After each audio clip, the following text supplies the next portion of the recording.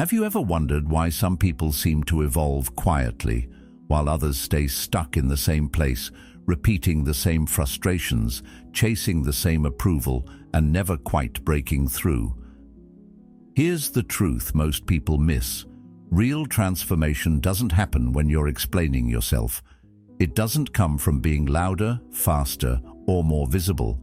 It happens in silence, in the moments no one sees, the early mornings, the disciplined decisions, the quiet work that rewires you from the inside out. And that's where Stoicism hits hardest, because it doesn't tell you to perform. It tells you to focus, to build inward strength so solid the world can't shake it. Today, we're diving into why silence isn't weakness, it's strategy, and how focusing on yourself without the need to be seen unlocks the kind of clarity and power most people never touch. The people who truly shape their lives, those rare individuals who reach a level of success that's not just external, but deeply internal, know something most of the world misses.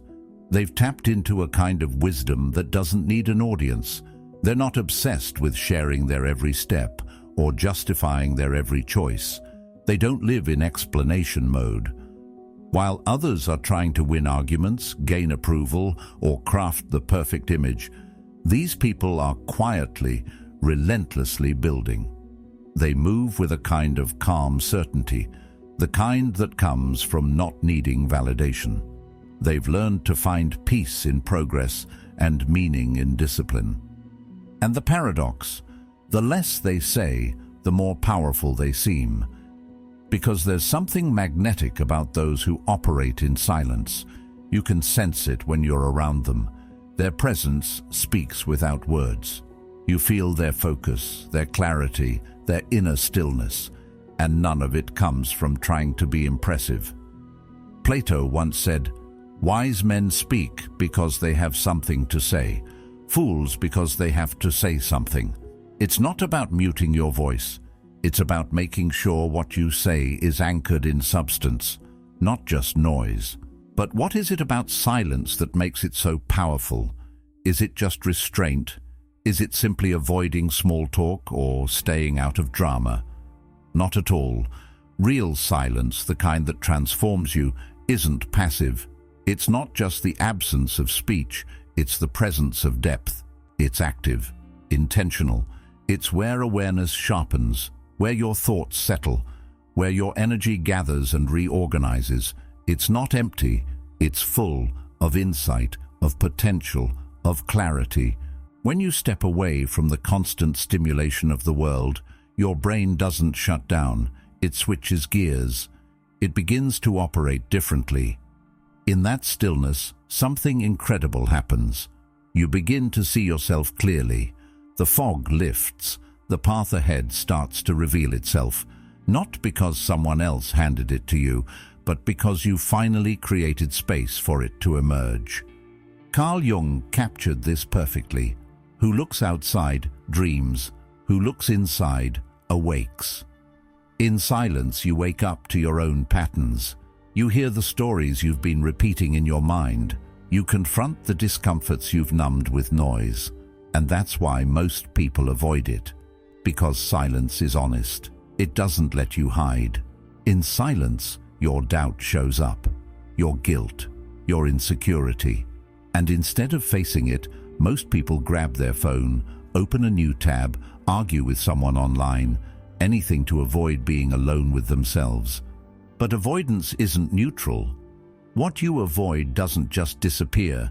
It buries itself deeper, quietly draining you from the inside out. It fragments your focus. It whispers confusion into your decisions. And soon, you start wondering why you feel exhausted even when you haven't done much. Why you feel stuck even when you're busy. That's the weight of unprocessed thoughts. The tax of unresolved tension. So why do we keep choosing the noise? Because we've been trained to equate being seen with being valuable. The more attention we get, the more important we feel. But Aristotle offered a warning long before social media existed. The ultimate value of life depends upon awareness and the power of contemplation rather than upon mere survival. Constantly seeking attention is a form of survival, a way to avoid the deeper work. But it keeps your mind on edge, always reacting, never reflecting. What would happen if you stopped reacting? If you stopped explaining yourself and just moved with quiet confidence? What if you observed more than you spoke, acted more than you posted? You'd save energy. You'd reclaim the mental bandwidth that's been slowly leaking from 1,000 trivial interactions. And that energy could be invested in mastery, in building something meaningful, in living a life that feels aligned, not just admired. Socrates said, "The unexamined life is not worth living," and silence, real reflective silence, is where that examination begins, not guided by algorithms, trends, or applause, but by honest self-inquiry, by the kind of stillness that allows your truest self to emerge. Your brain, despite what the world suggests, isn't built to process thousands of opinions a day. It's not designed for constant multitasking, reacting, comparing. It's designed to focus, to assess, to adapt. But when it's overwhelmed by noise, by gossip, by endless scrolling, by unnecessary drama, it starts to misfire. You stop thinking clearly, you stop feeling grounded, you lose the edge that once made you decisive, sharp, and purposeful. And what's the real cost? Not just tiredness, not just distraction. You lose your intuition. You dull the very instinct that once helped you make bold moves. That slow erosion of inner clarity is far more dangerous than any single failure. Because without clarity, you don't trust yourself. You hesitate. You second-guess. But what if you chose a different path? What would your life look like if you reclaimed your attention and redirected it inward? What kind of person would you become if your identity was built not on how the world sees you, but on how deeply you know yourself? What kind of progress could you make if you didn't need it to be loud? If you just did the work, silently, patiently, and let the results speak for themselves? Ask yourself, how often are you losing moments, opportunities, even entire days, reacting to meaningless distractions? Not because the distractions are powerful, but because they're persistent. A message here, a headline there, a meaningless argument that sticks with you far too long. And before you know it, your day is gone. Not spent, but scattered. You feel drained, not from effort, but from fragmentation, like 1,000 tiny cuts that don't bleed you dry all at once, but over time steal your focus, your drive, your clarity. How often do you feel exhausted not because of physical strain, but because your attention was pulled in too many directions? That's not just a feeling, it's a neurological reality. Your brain, specifically your prefrontal cortex, is wired for deliberate thought, for concentration, for vision. It thrives on clarity, not chaos. When it's given silence, it resets, it recalibrates, it begins to focus again, and out of that silence, something most people never tap into begins to emerge: control. But what is control really? It's not about overpowering others or rigidly suppressing emotions. Control is self-mastery. It's when your actions align with your values, regardless of who's watching. Aristotle said, "What lies in our power to do, lies in our power not to do."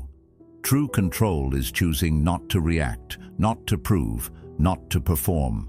And that power lives in your prefrontal cortex, not the limbic system that urges you to scroll, argue, or compare, but the part of you that plans, focuses, and commits.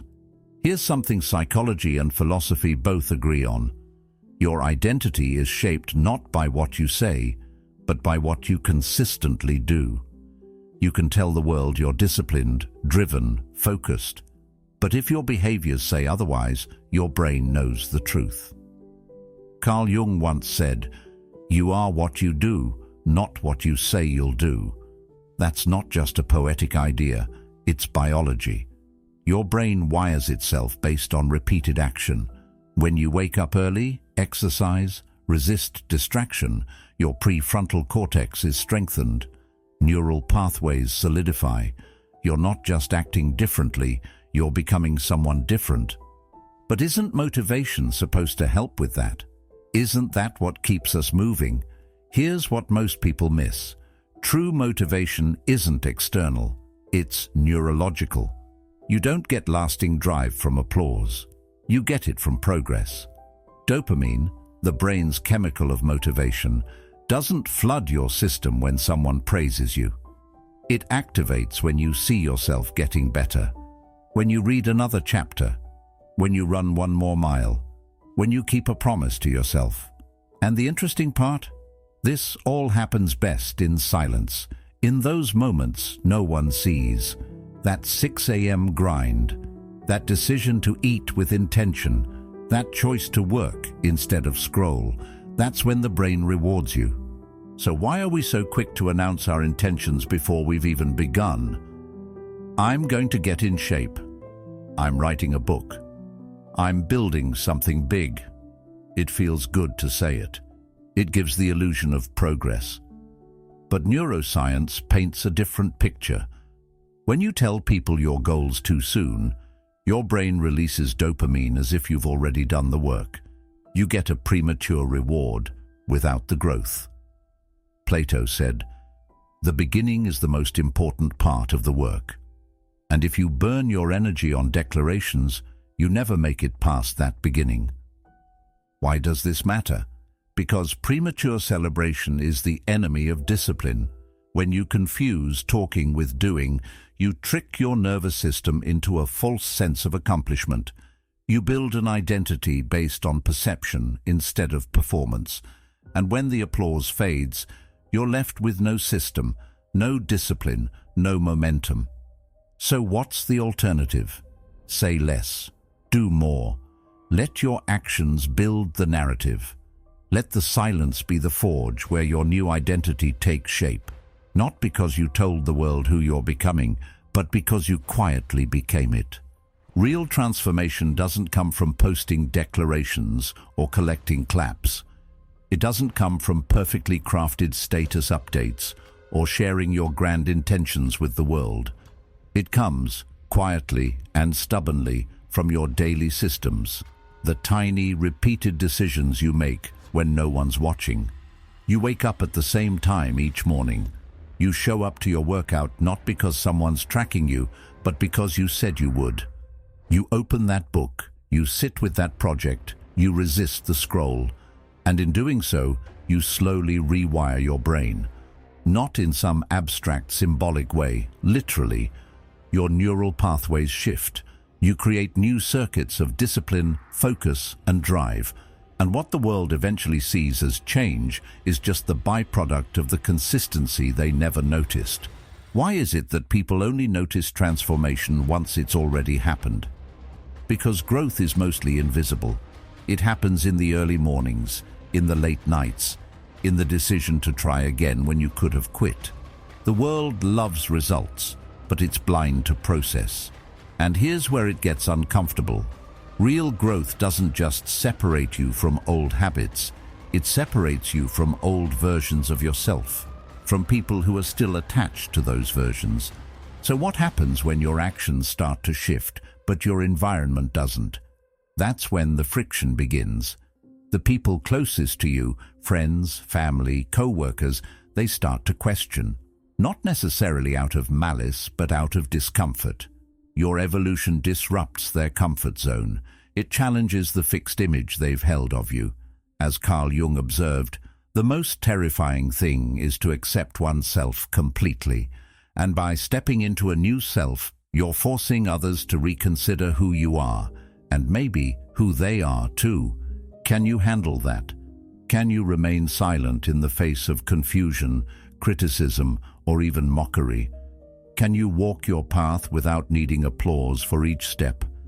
Because if you can, something rare and powerful happens. You stop needing permission. You stop waiting to be understood.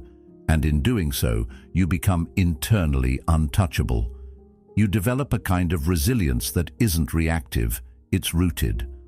Not because you never feel doubt, but because you've trained yourself to keep moving forward in the silence, despite it. This is what Stoic philosophers meant by strength of character. Marcus Aurelius wrote, "Waste no more time arguing what a good man should be one." There's no need to advertise who you're becoming, no need to justify your standards or narrate your discipline. Just be it, quietly, consistently. Look back through history and you'll see a pattern. The people who left a lasting impact didn't waste their energy explaining every move. They focused on execution, on becoming, on delivering. Think about it. Lions don't announce their presence in the jungle.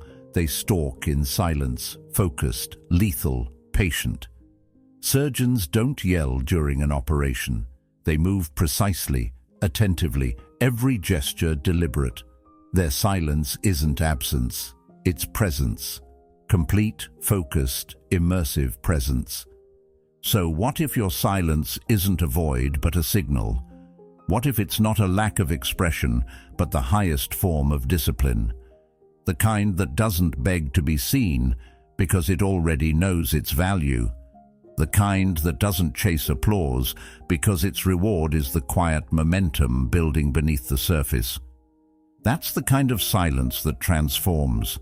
That's the kind that eventually speaks so loudly, no words are needed at all.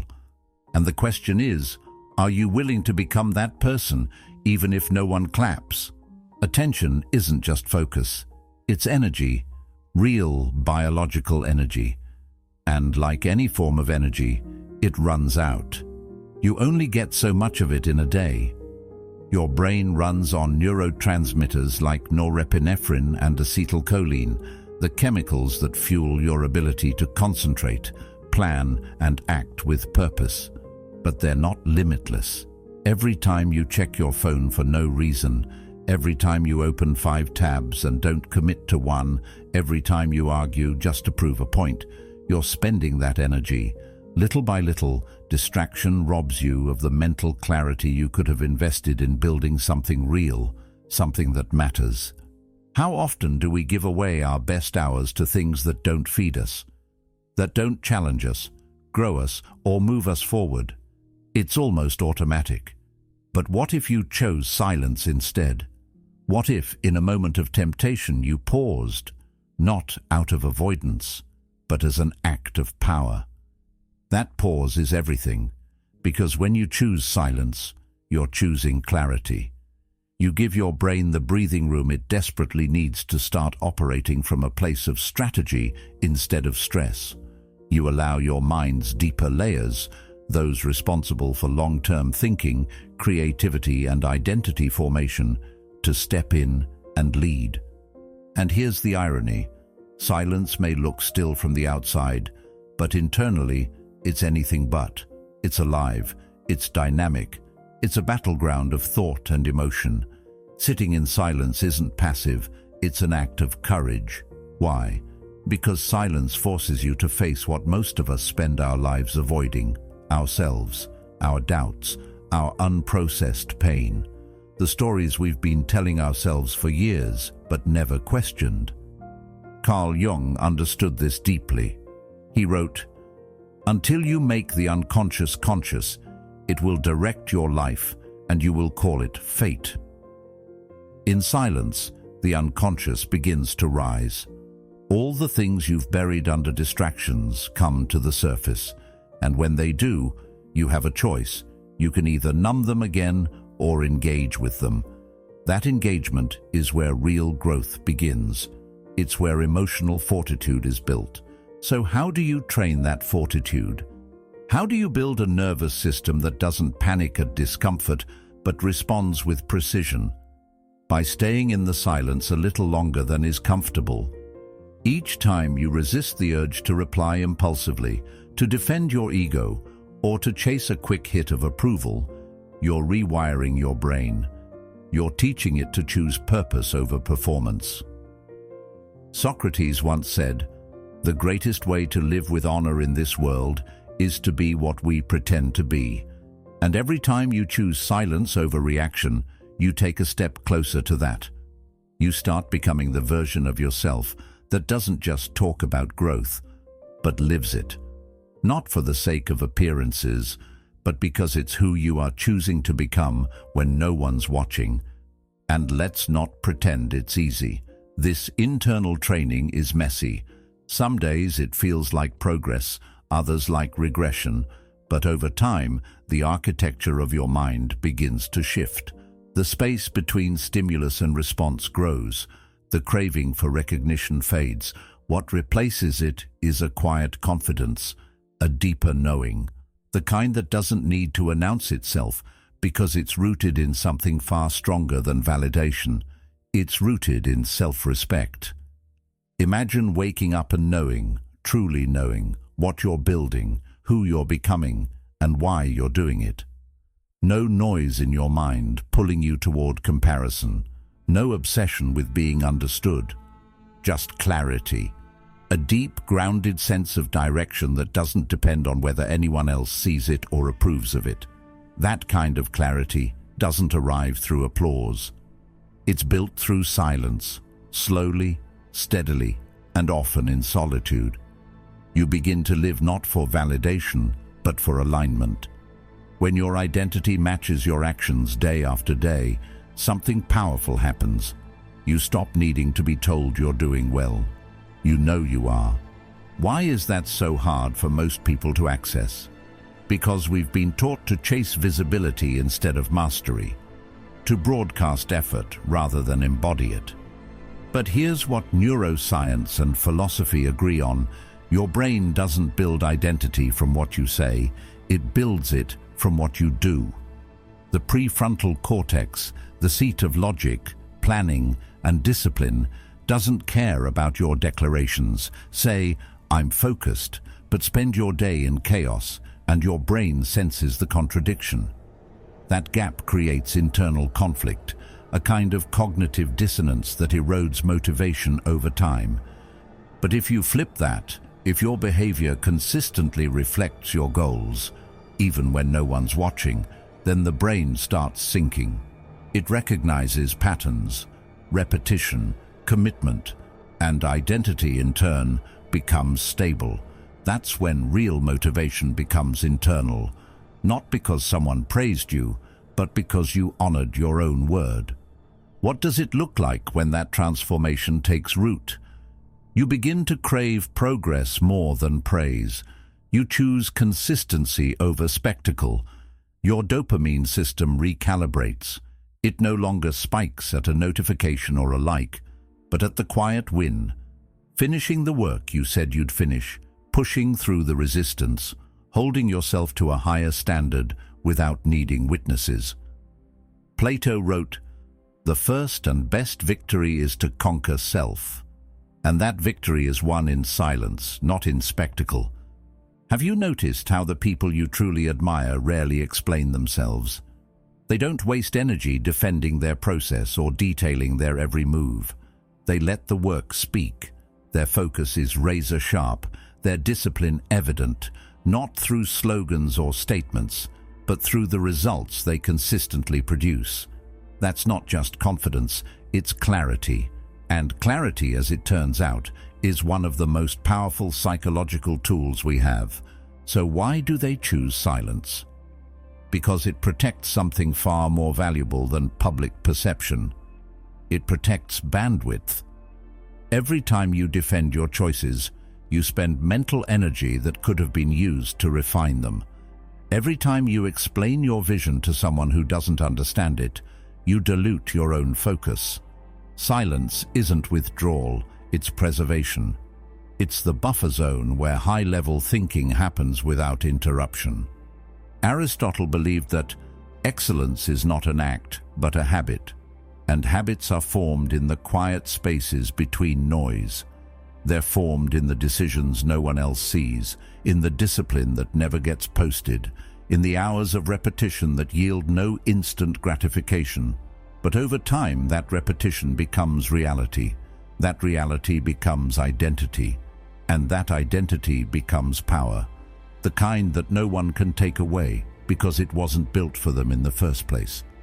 Transformation, therefore, isn't some grand cinematic moment where everything shifts. It's not a single breakthrough or a motivational high, or that one day you finally get your life together. It's not about the goals you post online or the promises you make to others. Real transformation is a system. It's daily, it's repetitive, it's often boring, but it's in that very repetition where power is forged. You don't rise to your goals, you fall to your systems. And here's the thing, goals are emotional. You feel inspired, so you write something down. You get excited, so you take a first step. But feelings fade, goals change, life gets in the way. What doesn't fade is structure. Systems are built on behavior, not mood. And when you start putting structure into your life, when you wake at the same time each day, move your body consistently, eat with purpose, eliminate the clutter, you stop relying on motivation, you start depending on rhythm, and rhythm is far more reliable than inspiration. Why is this so important? Because without structure, your mind wanders. Your emotions take the wheel, and that leads to inconsistency, which is the enemy of identity. As Aristotle wrote, we are what we repeatedly do. Excellence, then, is not an act, but a habit. You don't become excellent by having excellent thoughts. You become excellent by building habits that support the kind of person you want to be, one action at a time. And it starts with the body. There's a reason the Stoics trained themselves physically as much as mentally. They understood that discipline in the body translates to discipline in the mind. When you train, you're not just improving your health, you're reshaping your relationship to effort. You're learning to show up even when you don't feel like it. You're learning to endure discomfort, to push past resistance, to stay the course without needing immediate reward. That's not vanity, that's inner development. But let's be honest, the beginning is hard. Silence feels unnatural at first. Routine feels restrictive. You'll want to break it. You'll want to prove to someone that you're working hard. You'll want to shout your progress, to gain approval. But that's the trap. Carl Jung once said, "Your vision will become clear only when you look into your own heart." Silence isn't absence, it's presence. When you remove the distractions, the noise, the endless performance, you're left with you. And that's where real transformation begins. The more you sit in that discomfort, the more your mind adapts. Slowly, you stop craving the noise. The urgency fades. The fear of being unseen dissolves. And what's left is this quiet, powerful presence, steady, focused, clear. You start making decisions that are aligned. You stop explaining yourself to people who never took the time to understand you in the first place. You walk your path, not because people are watching, but because it's your path. Have you ever noticed that the people who carry real gravity in a room are often the quietest? It's not about charisma, it's about coherence. They aren't fragmented, they aren't performing. They've done the internal work, and it shows. They've chosen silence, not as withdrawal, but as refinement, as control. Socrates believed that the secret of change is to focus all of your energy not on fighting the old, but on building the new. That's exactly what silence allows. Eventually, your quiet consistency becomes impossible to ignore, but by then, the recognition won't matter. You'll already be living from a place of internal reward. You won't need applause to know you're on the right path. The peace you feel, the strength you carry, the clarity you protect, that will be your reward. And no one can take that from you, because it wasn't given to you by the world. It was earned in silence. And in the end, that's what real transformation looks like. Not loud, not dramatic, but steady, rooted, deliberate, built from the inside out. Silence isn't weakness. It's where real strength begins.